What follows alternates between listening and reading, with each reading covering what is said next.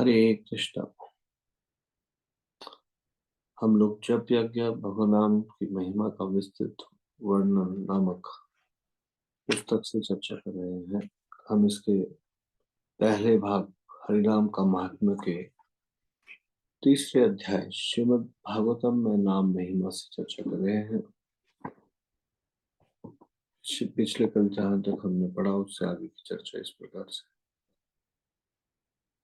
श्रीमद् भागवतम के चौथे स्कंद के 7वें अध्याय के 47वें श्लोक में बताया गया, सप्रसीद तव तवम स्माकम आकांक्षताम दर्शनम ते परिभ्रष्ट सत्कर्मणाम कीर्त्यमाने निभिर्नाम्नि यज्ञेश ते यज्ञ विघ्नाक्षम यान्ति तस्मै नमः।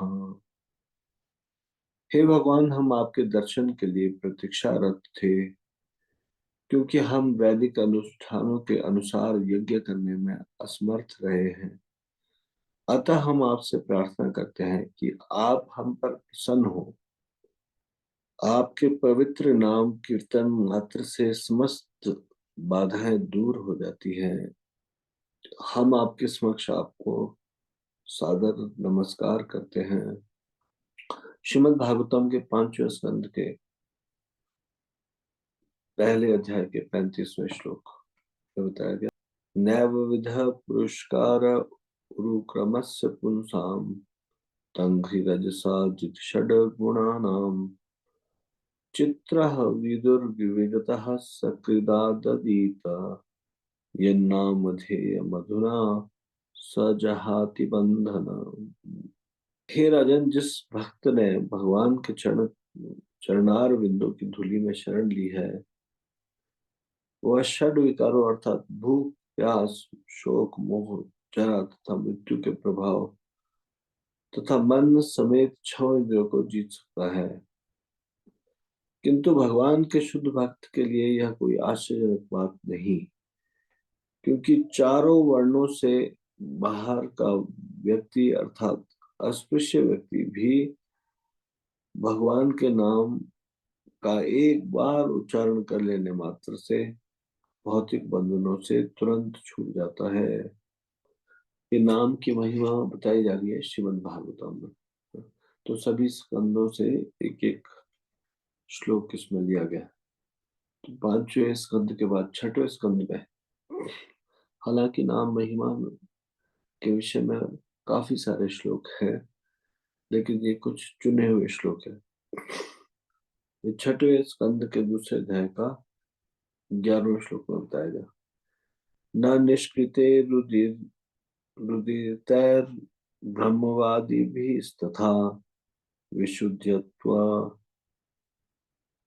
विशुद्धयत्य गवान्व्रतादिभिः यथा हरेर्नामप्दैरुहाहृदे तदुत्तम श्लोक गुणोपलब्धकम्।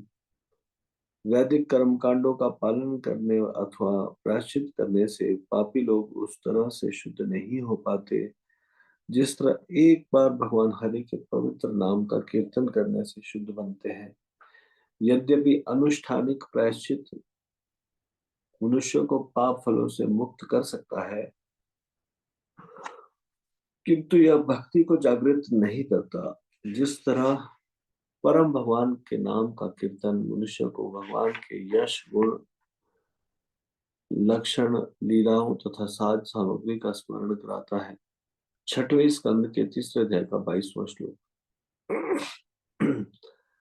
एतावानेव लोकेस्मिन् पुंसा धर्मा परा स्मृतः भक्ति योगो भगवती तन्नाम ग्रहणादिभिः।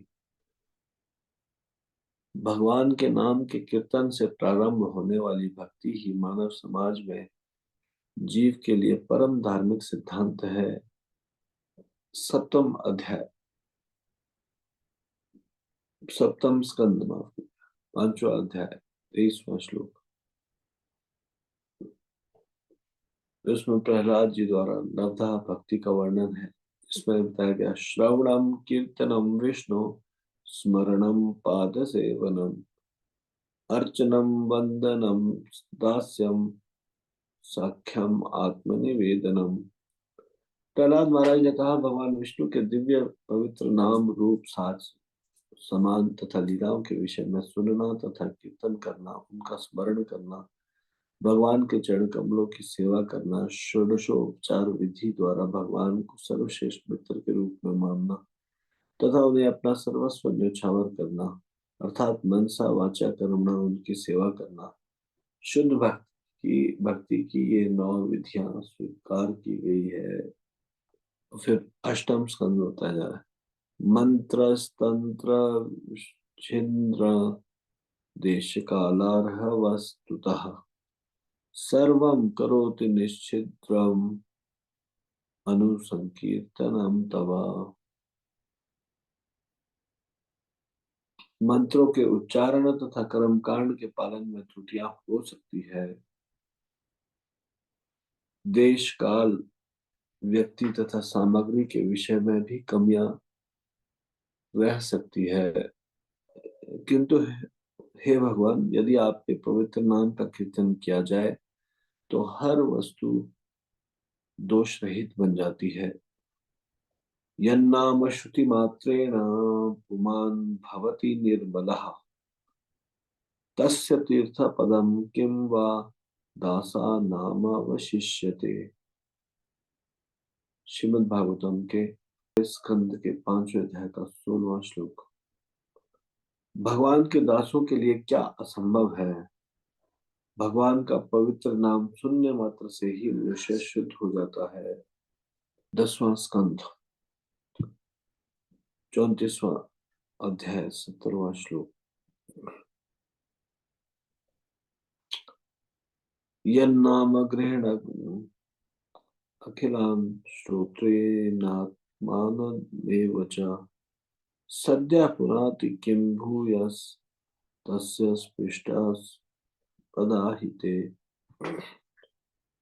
हे अच्युत, मैं आपके दर्शन मात्र से ब्राह्मणों के दंड से तुरंत मुक्त हो गया। जो कोई आपके नाम का कीर्तन करता है वह अपने साथ साथ अपने श्रोताओं को भी पवित्र बना देता है। तो फिर आपके चरण कमल का स्पर्श न जाने कितना लाभप्रद होगा।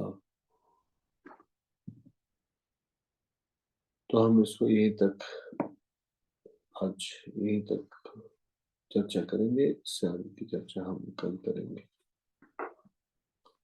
श्री जप यज्ञ की जय, श्री हरिनाम संकीर्तन की जय, श्री राम प्रभु की जय, शिल प्रभुपाद की जय, निताई गौर प्रेमानंदे।